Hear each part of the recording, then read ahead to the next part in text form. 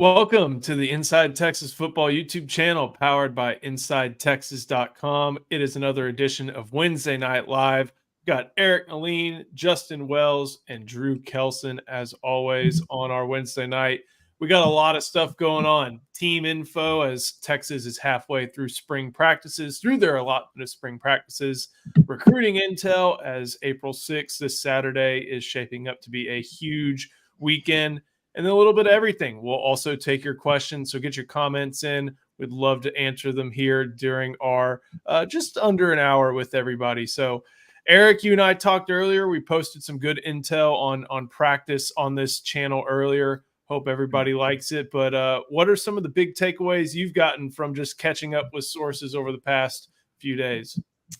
Yeah, I encourage everybody to go watch the practice-specific video we posted a little earlier, a couple hours ago, but we went in better detail. But yeah, the run game is coming along.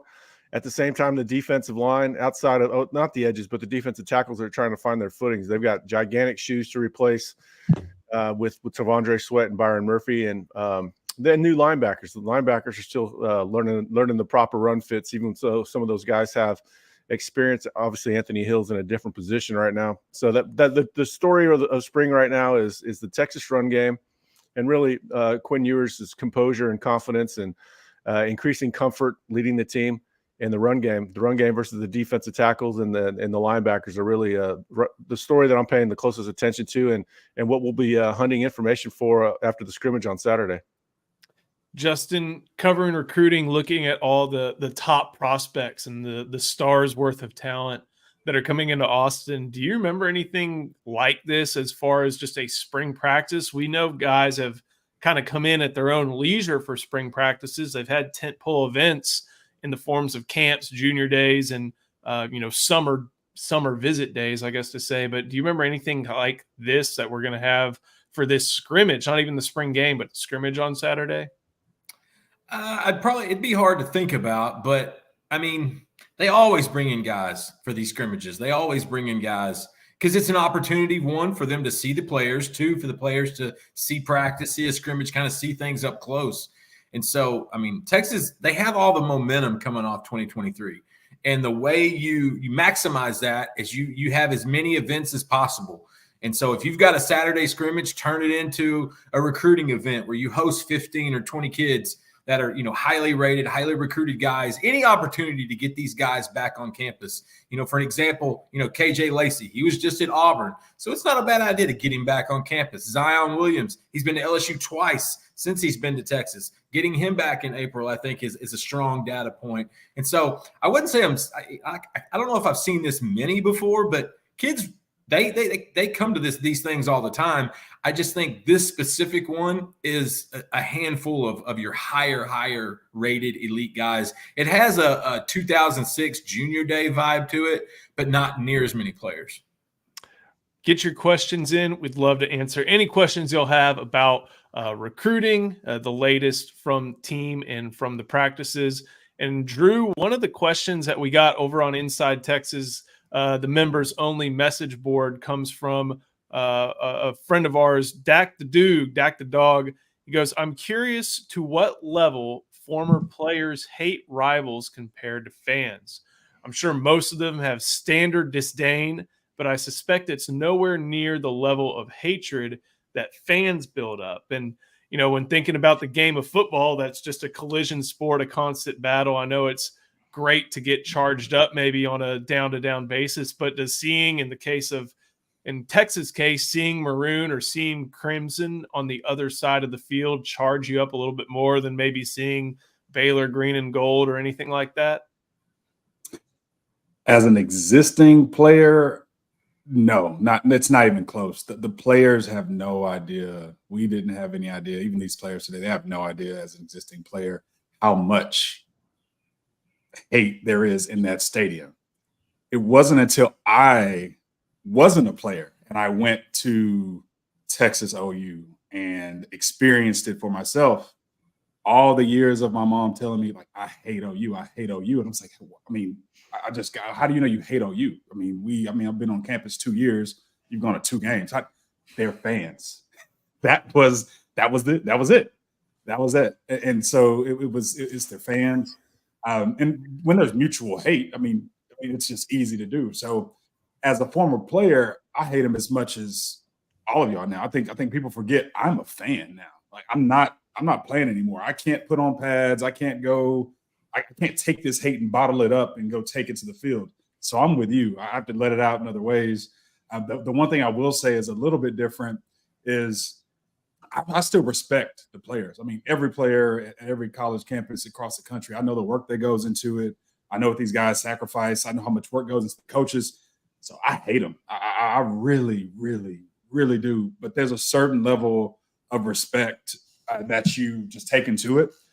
So you almost hate them so much and respect them so much. You want to see your team prepare. You want to see your team go out and beat them. And that's one thing as a player who was playing the game that was made clear to us early on, regardless of whether we hated OU or not. That was the game. That was absolutely the rivalry that was make or break for really how we are perceived amongst our fans, how we're perceived amongst the fan base, and just how we gauge where we are in the season based on when it starts. So the hate is absolutely there. Make no mistake. I hate to see it. Hate to see it. I hate to see them. So yeah, it's real. One perspective I have is that for the longest time, Oklahoma, I mean, granted, I think everybody here can agree Oklahoma's rival number 1, Texas A&M rival number 2 when it comes to the Longhorns. But for me, and Drew, maybe it was the same for you, when we had friends go to other schools, you and I are from the Houston area, we didn't have a lot of friends who ended up going to Oklahoma. So for you and I, Texas A&M was kind of the scene rival. And I'm sure that like you and I may have had opportunities, if we ever wanted to host friends from College Station, maybe go to College Station if we ever really wanted to. I didn't have any friends go to Oklahoma. Justin, maybe in East Texas, it's different. And I know for sure in Dallas, Fort Worth, it's different, but like, yeah. I didn't know anybody who went to Oklahoma. It was almost like that rival. Now this is almost like wartime propaganda. That rival you don't know, that you never see. It's easier to dislike them a lot more than it is maybe saying like, oh, I can't hate these guys. Some of my best friends go to that school. It's a little different, but granted, once you step in between the lines, it's not your colors. And at that point, you're trying to beat everybody. Let's get to some questions. Go ahead. I had a friend in my senior class in high school that became a cheerleader at Oklahoma. She was a really cool chick too, really into sports, just a fun chick to hang out with. So yeah, we had a couple buddies. And then one of my teammates actually had his best offer was Oklahoma. And this was 95, 96. Oklahoma was his best offer, but Oklahoma was low. They weren't that good at the time. I think John Blake was still the coach. And so this was Burger. No, it was. I think it was Blake. I think it was Coach Blake actually. And then of course Notre Dame came through, and Lou Holtz offered him, and he committed on the spot and started in Notre Dame for 3 years. But I had two of my friends. They had very close ties to Oklahoma. But then again, back in the mid '90s, I'm not really sure how much the Texas OU thing was real, but it wasn't magnified like I feel like it got in the 2000s. Like I felt like in the 2000s that game was big. It got even bigger, and because both teams had so much success. The interesting thing about Texas and A&M is that there's a lot of Texas players that never played A&M just because of the long hiatus, and those Texas players still hated A&M just because they had to deal with their fans on social media. There's a lot of UT players that can't stand A&M, wish they could play them, just because of how irksome their fans are on Twitter or Instagram or whatever. Agree. My freshman year was 2012, and that was the first class that didn't include playing A&M. So I'm excited to see it. Cotton has a good point.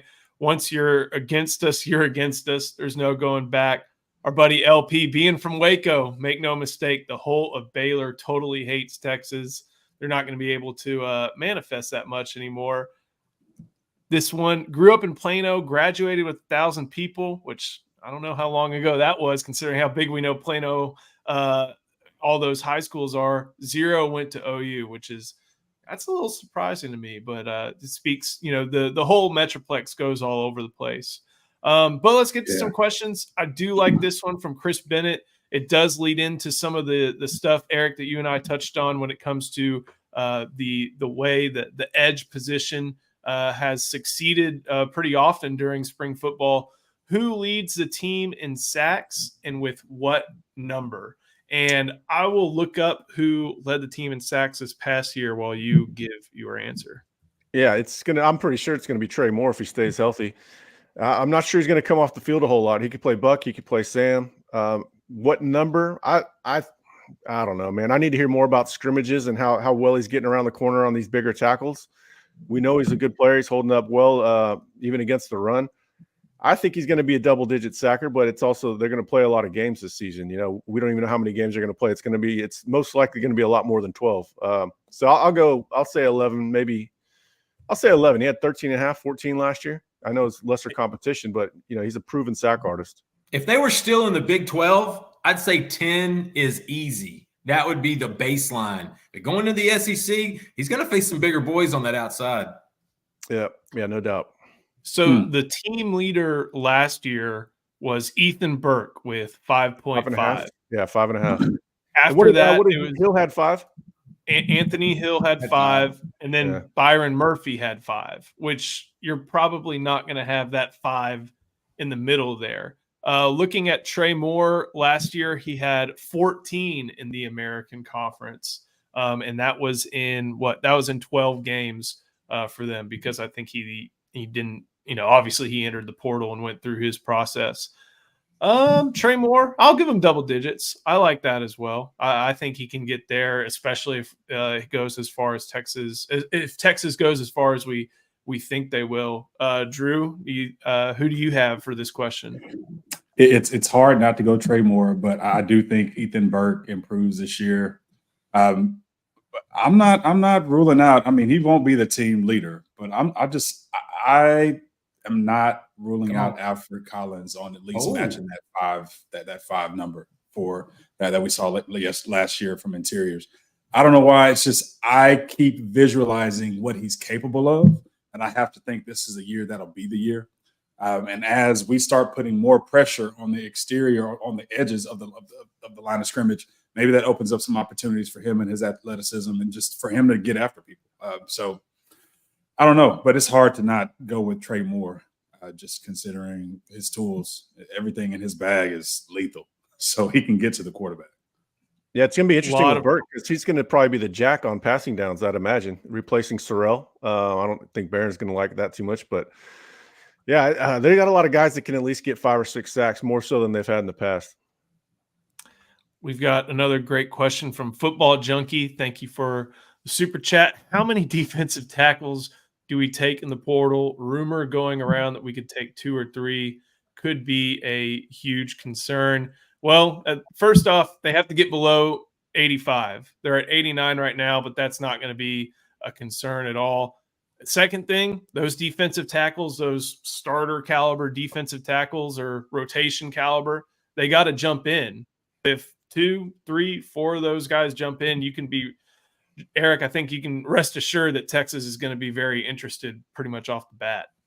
Yeah, everybody's going to be fighting over those guys. And again, we've mentioned a lot of times on the show, but there's no intra-SEC transfers in this next window. So anybody that goes in from we used to be the Big, now in the Big Ten, and maybe the ACC, the SEC teams are going to be frothing over. It's going to be sharks in the water after those guys. So getting 2 in the same portal window is tough. Because you have competition on your own team, it's hard. Those guys want to go play immediately, but also because every team in the SEC is going to be after them. So I think it's possible they take 2, with 1 being a potential starter, but competition is fierce for defensive tackles to begin with. There's those other factors we mentioned. They're going to be aggressive, but nobody knows what the portal's going to bear yet. I would feel pretty confident that they will add somebody. Now, how good that player is remains to be seen. Justin, you were given the two. You think the same thing? Yeah, Eric and I talk about it all the time. And so I think ideally they would want to. I think they would be really happy with two more guys that they could count on to be in the rotation. No doubt. Realistically, I think it's one for sure. I would be shocked if they go into the fall without an additional defensive lineman. But like you said, they got to get under that number, and we won't know that for sure till after spring ball. So I think in a perfect world, they would add two more just to make sure they felt better. Maybe Sark would sleep better at night with a big old joker from Michigan or a big old dude from Ohio State. Maybe he'd like that a little bit more. But, man, they got the numbers. They're going to have to make it work. And I think one for sure. The other thing that our buddy Longhorn mentions, they have to get down to 85. That's not going to be a problem. No. Like we, at this point, with the way the portal works, with the way I'm pretty sure that everybody on this team knows where they stand, there's going to be some talented guys. And Eric, Justin, even Drew, you've mentioned this on the show. There are going to be some talented guys who end up entering the portal, finding another place to play and earn playing time. And it's not through any real fault of their own. It's just that's how the roster is at this point, is that talented to where some of the baseline needed to meet to see the field is so high that some of those guys don't want to wait and think they can get playing time elsewhere. So yes, they do need to get down to 85, but I don't think that's going to be much of an issue for this team, considering just the natural attrition that pops up with the transfer portal every single year. Y'all want to talk a little bit about recruiting and go over, I think we have six of the biggest names or six of the big names that are going to be heading to town this weekend. Justin, I think you always got to start with quarterbacks. And in the 2025 class, KJ Lacey will be making his way back to Texas.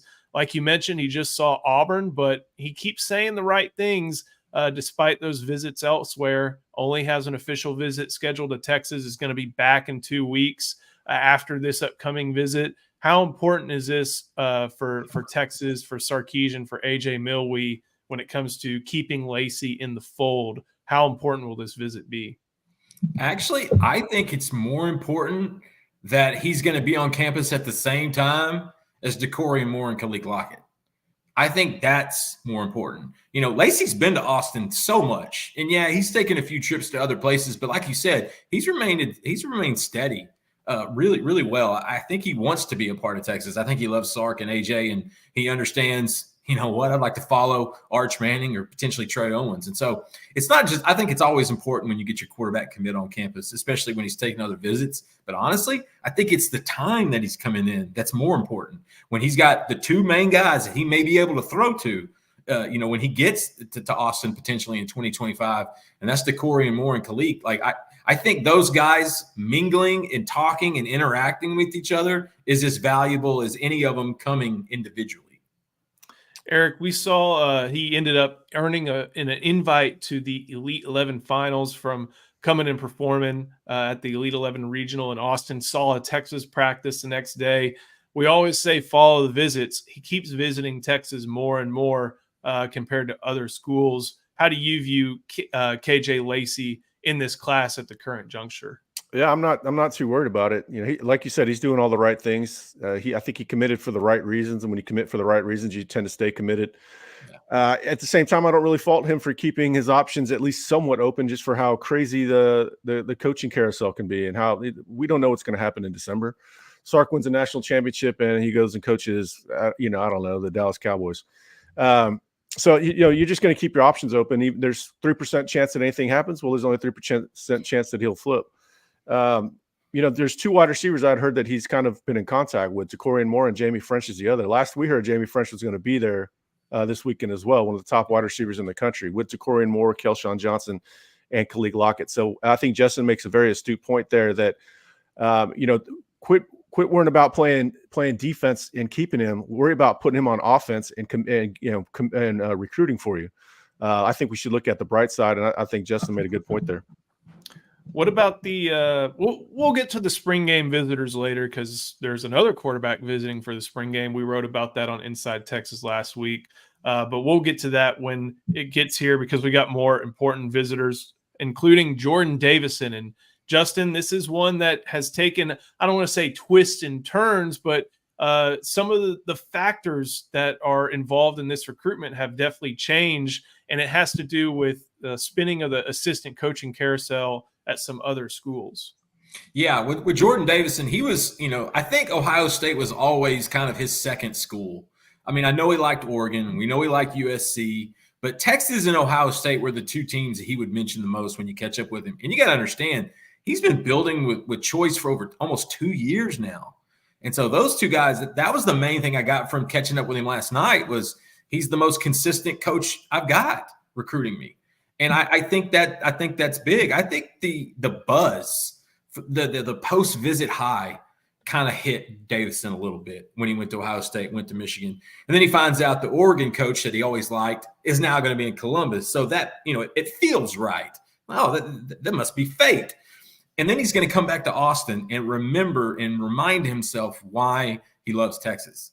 And so if anything, I just think it's really started the recruitment.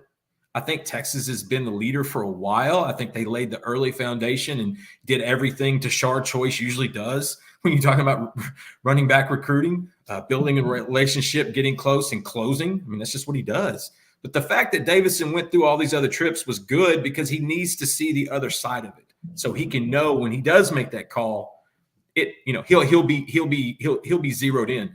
He's probably going to drop a top 5, top 6 in the next few days. But remember, Texas and Ohio State are going to be the two teams in this. Personally, I think once he gets back to Austin, once he sees Coach Choice, once he sees the other players, the modern day guys, that pipeline has some effect, guys. Not just with Brandon Baker, Spencer Shannon, with Marcus Harris, with Nasir Wyatt, that Sean Scott. There's something there. And I think that will resonate as well. So to me, I just think the recruitment's got started. The newly hired Steve Wilfong, I caught up with him yesterday. He put in a crystal ball. He basically said he thinks Ohio State's the leader at this stage. Let's see what he says. Let's see what Jordan says after this visit. Because again, I think this recruitment is really just now starting. And I think you're going to see a decision in the summertime, but Ohio State's going to prioritize him. Lachlan, the new running back coach, loves him. Choice has got a battle on his hands. And what's Choice going to do? He's going to put on his gloves and throw hands. I think we know that getting Jordan Davison's big for the Longhorns, but making sure they knock out this visit and knock out the official visit, especially when compared to the types of schools are battling. That's what it's going to come Texas down is to. getting the last one. Don't want to interrupt. Sorry to interrupt. Texas is still getting the last official visit. To me, Eric says it all the time. That last OV can be the closing. That can be the biggest one of all. And I think that's why I think Zion Williams last weekend, Marcus Harris last weekend, you start DeCorian Moore last weekend. You start looking at these fact patterns, and I think that actually bodes well for Texas as well. Drew, I got a recruiting question for you. What was your fastest 100 time back for Lamar High School? Man, I ran the 400, so I'm like, goodness, what did I run it in? The fastest I remember telling myself I ran was maybe a 10.9, maybe, but I ran a 47-400. I mean, I vertical 42. Like, I was an explosive athlete and player, but as far as sprinting, no. I was just strong. You ran a 47-400. Yeah, it's pretty dang good. And I hated track For a like, DB. God. Well, yeah. I mean, I ran. That was the one race I ran from as young as I can remember running track to all the way through high school. So I just learned how to run the race, and I was just crazy enough to run it. But I wasn't 200. Nope. 800. Hell no. 400. Yeah, we can go. 400 and 300 hurdles are the worst, right? Yeah. There's so much strategy to those runs as well, man. I didn't realize it till about this year how much strategy is involved. So I asked that question because I'm looking at athletic.net. The last 300 times listed for Duncanville wide receiver DeCorian Moore are, sorry, Drew, 10.65, 10.51, And we just saw on social media earlier today, DeCorian Moore ran a 10.4. Number 3 overall prospect, I believe, in the On3 industry ranking, LSU commit. But Justin, he's going to see Texas a good amount over the next weeks and months, including this upcoming weekend. And this is going to be, and here you go, this puts you on the spot with a question from Brett Nelson. Yes or no, does Texas flip more? You know, I don't think it's a yes or no question. I think it's a win. I'm just being honest. You know, and I'm sure there's guys at LSU On3 site. What do they call it, Joe? Tiger bait? Bengal Tiger. Bengal Tiger. I've got some big fans at the Bengal Tiger. I mean, these guys, they email me a lot. And I'm so grateful for satisfied customers. I know it makes everyone happy. Yeah, I think Texas is going to flip more. I think we've said that so much. Maybe we believe it ourselves, but this recruitment's not going to start till the end of the year, October, November, December range. The fact that he's going to be in now, he was in last weekend. His mother went and hung out with the staff. He's going to be back on April 20th. He's going to be back for the last official visit in June. That's a lot of data points, guys. That's a lot of – so there's some confidence in what we're saying. And he'll tell you he is solid at LSU. He is locked in because I think DeCorian can see himself playing at LSU. I think it's easy for him. He grew up watching that really good group of wide receivers come through. And so these kids, they love LSU anyway. There's a lot of coolness to it. So I think DeCorian can see himself doing that. Do I think he winds up signing with LSU? No. I think he's going to flip to Texas. I don't think it's a yes or no. I just think it's a win. Eric, DeCorian's in the category, I believe, of must-get recruit for you, just considering the speed, the skill, where he's from, all that stuff. And, you know, even KJ Lacey has said he doesn't see DeCorian Moore leaving Texas. And we know how Steve Sarkisian's done when it comes to must-get recruits who hail from Duncanville High School in recent years as well. Yeah, I mean, the goal, their goal of getting Isaiah Bond and Matthew Golden out as soon as possible so that they can start the conveyor belt back up and bring in DeCorian Moore and get him on the field as soon as possible. That's the whole, they want these guys in and out. They want 3-year players all across the board. Ryan Wingo is probably going to be a 3-year player. Jonte Cook there's a chance Jonte Cook blows up in this offense and is a 3-year player. So I think, that's a huge selling point for DeCorian, and that recruitment is right on time as far as I'm concerned. I think a lot of fans they're afraid of playing from the perception that they're behind. I think that things are pretty damn even. He just gave a commitment early for reasons he had, and now I'm with Justin. I think it's going to happen. I do think it's a yes or no question. If you answer is the answer is when. That's like saying yes, but we differ a little bit. Let's transition. We're talking about fast people. He won't be on campus, but as a linebacker, Riley Pettijohn ran 10.77. And there is another fast linebacker that is coming in to tie it back into this weekend, Bo Barnes. What did Coach Williams say he ran? 10.8 or 10.9? 10.9, and he said it was a 10.9 because he thought Bo was chasing DeCorian. Yeah, linebackers running 10.9, 10.7. LSU has a commit, CJ Ross from North Shore, that's running 10.4. That does make your 100 sound pretty terrible, Drew. I told you I can't tell you what the time was because I didn't run it. But we don't know. But Pettijohn, I'm not seeing Pettijohn run a 47 400 either. And we love some Pettijohn. So yeah, Drew, I got your back. I ran a 4440, 47 400. The last time I was clocked in the 100, 8th grade, maybe. Oh, okay. Ninth grade. Okay. You had better 100 meters. I ran a 10.9 in the 9th grade. I'll take that. So listen, Bo Barnes is 230. Okay, that is moving. And remember, he told us a couple months ago at a track meet. He's like, I'm not going to catch Caden Durham, but I'm gonna run real hard to try to catch him. He identifies the fastest guy in his race. He's like, I'm gonna chase that guy. That's competition. That's why Pettijohn and Barnes are just would be such good fits, I think, in Austin. So I think that's where we want to go next. And when you look at some recent commitments, especially one to USC and Matai Tagovailoa, it looks like Barnes and it looks like Pettijohn, as we've seen for a while, continue to be the top 2 targets at linebacker. It's a position where they only took one in the 2024 high school class. They, of course, added Kendrick Blackshire, but Eric, when they're trying to go after linebacker, they always try to value great physical traits. Speed looks like one of them for not just the 2024 class with Ty Anthony, but also in their top 2 targets here in Barnes and in Pettijohn.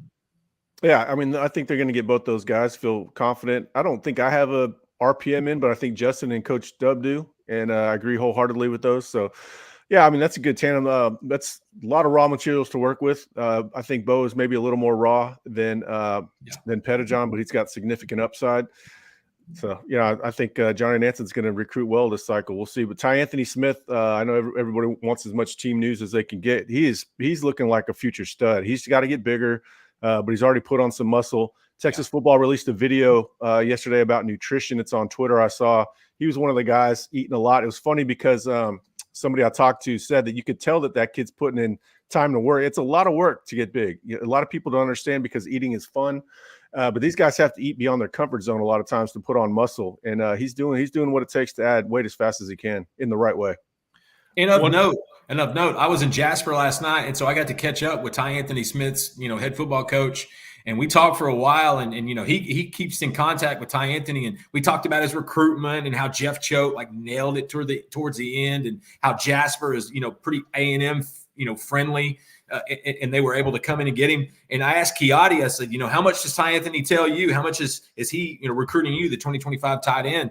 And he said, man, the guy's already putting on muscle. He's already doing well there. He's not expecting to play right now. His coach said he thinks he can make an impact next year as a sophomore, being like a sidekick for Anthony Hill. But that Ty Anthony absolutely loves it. All he's got to do is get a little bit bigger, a little bit stronger, and get some reps. And so I think it just shows how good how healthy this program is, and how Ty Anthony Smith is going to help now with some other recruits, like a former teammate in Kiati Armstrong. I think he's going to be a plus in that recruitment at the end of the day. We've got one more big recruit we want to touch on, but make sure you head to Inside Texas, because we are going to have the full list all throughout the week, preview these visits, have updates as they get in. So head to Inside Texas. Make sure you like the video. Got to get one of those requests in. Like the video, subscribe to the channel. Helps us out, helps us bring you daily Texas Longhorns content. But Justin, the last big visitor that we need to talk about, and that will be on campus for the first time in some while on Saturday, is Zion Williams, a defensive tackle out of Lufkin. And Bo Davis, he brought a good relationship with Williams to LSU with him, and now Kenny Baker has to try to work to make his own good relationship to bring Williams to Texas. I think that's what it's going to come down to, Joe. I really do. I think it's going to be his relationship with Kenny Baker, because the reason he was loving Texas, one of the main reasons, was Bo Davis. It was that relationship. I think that's important to this kid. And so it's going to be the first time he sees Coach Baker face-to-face. They've talked on the phone a number of times. But also, don't forget, Sark calls this kid weekly. PK talks to this kid on a regular basis. And so this is going to be a village-type recruitment where everyone's going to have to get involved. You don't want to just throw this all on the newcomer defensive line coach who's not really recruited at this level in his career. You don't want to put all that pressure on him, because Zion is a must-get. Trademark Eric Nalim. He is a must-get. And so I think it's good that he's coming back. I think it's even better that he's going to be back in June for an official. This recruitment I think it's barely started to kick off, but LSU does have the upper hand, and it's because of that relationship with Bo. Biggest factor, getting closer to Kenny Baker. And if Zion is 1A, Jonah is 1B, because the way they've made up, and Eric's been reporting this, the way they're making up ground with Jonah Williams, 5-star safety out of Galveston Ball, that's huge, guys. That's huge, because you get those two Williamsons, man. That's a lot of size, a lot of talent. And so I don't want to take it all to Zion. I think Jonah and Zion are both really, really important coming in this weekend. Yeah, how are we going to get out without talking about Jonah? He's a beast, an absolute beast. They love him. And Nick Townsend is another guy you got to talk about. I think Nick Townsend has 5-star upside. So it's a very big weekend. Texas has a chance to either supplant their relationships or strengthen them. Maybe put themselves in a pole position with them. This one's tangential to what we're talking about with Drew. We saw Drew's athleticism chasing Reggie Bush. Cade Phillips will be in town for the first time since he got offered. Cade Phillips has a 24.7.5 long jump. He has a 21.89 200. And he's got a sub 11 100. So this kid is an all around athlete, and he's 6'2", 180 pounds. Going to fill out nicely. Could play college wide receiver, but he'll be a safety in college. Good chance that's going to be at Texas. Kid's just an all around athlete. 24.7.5 is a big leap. I feel like we've almost done a disservice to him, Eric, because we weren't talking enough. We've talked about Cade Phillips for since before he was offered, but I felt like we didn't put enough into it. Yeah. Because this kid he's got some superstar written on him. You watch the tape, you meet him, you talk to him. Like this is a really good kid, a really good prospect. I felt like we would give him a little disservice. We should have been talking him up a lot earlier. Oh, and in that track profile with that 47, he's got 47 400 like Drew. Drew, who was your runner-up school, or who would you have gone to if you didn't play football? It's the same that Cade has. Stanford. Who would I have gone to? Is it Stanford? Yeah, Stanford for Cade.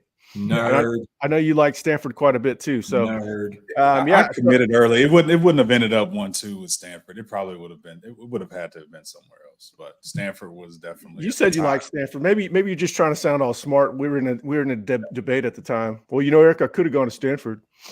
Well, no, Stanford was the other place that it was like, yeah, that was the number 2 at the time. I committed in the spring, but it was different. I mean, I was talking to LSU, I was talking to Notre Dame, I had offers from both, I had offers from A&M, Arkansas, but Stanford had always stood out to me just as a place I wanted to go, because Mama told me at 9th grade, like, hey, you better keep those grades up because you need options, So I made sure I had options, but I didn't want to like Texas. I'd gone to Texas Relays a couple of times. I'd been to campus, but at that time, there was no recruiting. I mean, I didn't go by the football offices when I went to Texas Relays. And I was a football recruit. I was just running track. I was just on campus. At that time, it was, you just go and, you went during a certain time. So we went to camps, we went to junior days, but you just weren't showing up and having a full, like you weren't showing up to spring practices like this. Yeah. So it was just a different time. I look back, it's like, where would I have gone if I had visited more places and done anything else? But Austin was where I was supposed to be there. Drew, do you know who else almost went to Stanford? He was a 4-year starter at Texas. 4-year starter at Texas. Who is that? Sam Ehlinger. Oh, God. He wasn't going to Stanford. Give me a break. If Kyle Allen. He was not going to Stanford. Okay. He wasn't going. He didn't call me the night before he met Herman. He told me, if he's bringing in Kyle Allen, I'm flipping to Stanford. I believed him. Okay, I forgot about if there was a Tom Herman angle, then I can believe it a little bit more. That's the truth. I told you that story 6 years ago. I called you that night. The kids say a lot of things, man. I mean, Kyle Allen and Herman, I could see that. I could see there being some. He was not happy with that. He's like, just be ready. You better be ready, Justin. I'm like, this is a good one for Drew. I like this one. Yeah. From Scooter Lannister. Will this preseason build-up be more enjoyable than 05, 08, and 09? First year in the SEC, we're on the short list for SEC and national championships. The 12-team playoff, the new NCAA football game is out. Big Ten is also different. I know 05 had big build-up. I don't remember 08 having big build-up and coming a little bit more as a surprise. But after 08, I know 09 for sure had big build-up. So, man, this is a good one. Drew, what do you think on this? I mean, it depends on what we consider enjoyable, right? Like, of course, there's going to be build-up. I mean, we're going into a new league. We have some fun home games. Georgia's coming to town. Florida's coming to town. We get to go on the road to Arkansas. We get to go on the road to College Station. You can't beat that. I mean, so there's going to be build-up. But the difference with this for us, I think the reason why we're going all the way back to 08 and 09 and 05 is because nothing happened in the 2010s. We have nothing to compare it to. We don't have a team we're proud of in the 2010s that we are to this point. We don't have a roster and a coach and just everything to come together. So, yeah, there's going to be a lot of build-up coming to this game. We got Michigan now. We play them on the road this year. So, yeah, I mean, this season is huge. There's a lot of nuance, but a lot of new things, a lot of things that are being refreshed from the past that we get to enjoy this year. So it's still April. Let's keep grinding it out, baby. Well, you remember too in 08, coming off 07, Colt McCoy had his worst year in Austin. He had, I want to say, through 15, 20 interceptions. In 2017, he was injured a little bit. Now they had a great bowl game, the Jamal Charles game. They had a great bowl game. I believe they beat Arizona State, maybe. Yep. Rudy Carpenter. I think they thumped them pretty good. But the 08 didn't start until that OU game. After OU, that's when that thing got cranked up. But yeah, if you'll remember going into 08, Texas didn't really – Mac Brown was really confident with what they had, but they didn't actually know it until they started putting it on the field and doing it. And I think that OU win is what propelled everything. Yeah, there was a little bit of things about that 08 season. Go ahead. There were a couple things about that 08 season that I don't think the transition after Vince left, we knew Colt was going to be the guy, but you were still replacing offensive linemen who were multi-year starters. You were replacing receivers. You were replacing – like there was a lot to transition during that period. It was unpredictable. You just didn't know. I mean, Colt was he went to Jim Ned. I don't even know if that school still exists. Tuscola, 2A. To Tuscola. Like I played him in 7-on-7 the summer before. I'd never heard of the school, and he kicked our ass. So Colt is just one of those unassuming players that even after you see him perform at practice and everything else, only the people in the building actually knew what he was capable of throwing the ball. The key thing was, I think it took some time for the offense and the offensive system to transition to meet Colt's strengths and transition out of the handicap that was Vince Young. And then once Colt, he got a hold of the playbook and he ran with it. Well, to also remember his freshman year, he had all of Vince's offensive line return. And then they all graduated. And so in 2007, they were bringing in a whole new crop of guys, Ulatowski, Michael Huey, all those guys. And so I think it took a year or so for those guys to gel. That's a good point. The excitement around 08 was Will Muschamp coming in. That was like the main excitement, that they had Muschamp coming in. Other than that, there was a lot of question marks around that offense because of the year that Colt had. I think Jermichael Finley really bailed Colt out of about 3 more interceptions that season. So, I was definitely one of those that was down on Colt in 07. But, yeah, Muschamp coming in 08 gave the program a little bit of a boost. We didn't know at the time that it would be a massive boost, almost led to 2 national championships. That's how big the boost was. There was excitement, but not as excited as we should have been if we knew how the next couple of years were going to go. And also, they lost Jermichael Finley and Jamal Charles to the draft early. And that, they didn't know that was going to happen after 07. So that really threw a question mark in 08. Yep. So if this is the most hyped up year, and rightfully so, since 2009, what's kind of the second one since 2009? I think it was 2019. We all kind of thought that 2019 offense was going to take Texas to places. They beat LSU. I had a lot of questions about Orlando going into that season. I predicted that Georgia win. I predicted that Georgia win in the Sugar Bowl, like the second it was announced, because I knew that Georgia would lack some motivation, and I knew Orlando could stop that type of offense. I was much more worried about him versus spread. So I was down on Orlando. I wasn't as excited on 19, and they lost some guys that really would have helped that 19 team be pretty good. Didn't they lose a couple guys early to that? Or that was the year before? Anyway, I wasn't excited about 2019. Humphrey. 2018 I was pretty excited about, but Todd Orlando lost me in 2018, and it was hard for me to get super excited about their upside. That LSU game was everything. Team, if this team beats LSU, I think they make a run, Eric. I really do. Yeah. And the fact they lost so closely the way they did and watched LSU make that historic run just compiled it. But Texas, that was kind of the story of the decade, though. They would play up to the competition and down to the competition. You're right. So, they played up to LSU. It was a hell of a game, no doubt. But I didn't have any faith in Orlando. So I like this one. Blitz. I like this one from hi, I'm Boo Corrigan. This is a long guy who's been in this channel for a while. We appreciate him. What player are y'all most excited to see in the spring game? Mine is probably Amari Nyblack, and I can't wait to see a tight end that moves like a wide receiver. Drew, I'll toss you this one first. Who are you excited to see in the spring game? Colin Simmons. Hey. You see a guy on the high school level play, and you see him be dominant. You see all his tools. I want to see him just live. I want to see him in pads. I want to see him run around. I want to see him play. Trey Moore is a great addition this offseason, but we need Colin Simmons to develop and be an anchor for our edges for the future. So I really want to see him show up. I really want to see how he moves around. He's my choice there. Justin, you're next. Who are you most excited to see in the spring game? I know he's going to say. You know exactly what I'm going to say, and it's because Sark keeps saying it. I want to see Ryan Wingo.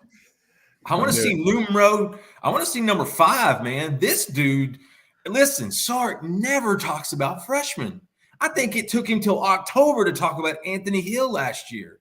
The fact that he's bringing up an early enrollee who's been on campus for maybe 2 months, going in his 3rd month, I want to see what Ryan Wingo brings. Not to mention you got Isaiah Bond, Matthew Gold, and Jonte Cook, all those receivers. Give me some Wingo, man. Eric?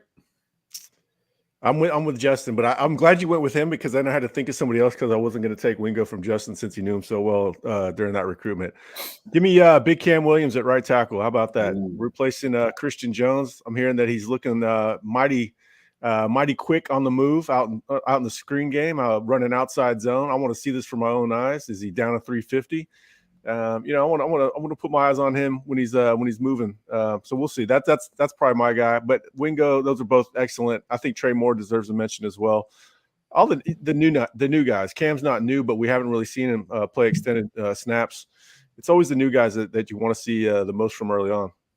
Y'all are talking a bunch of guys in their first year at Texas in various form. I'm going to talk about a guy in the 2nd year. I want to see what CJ Baxter is able to do.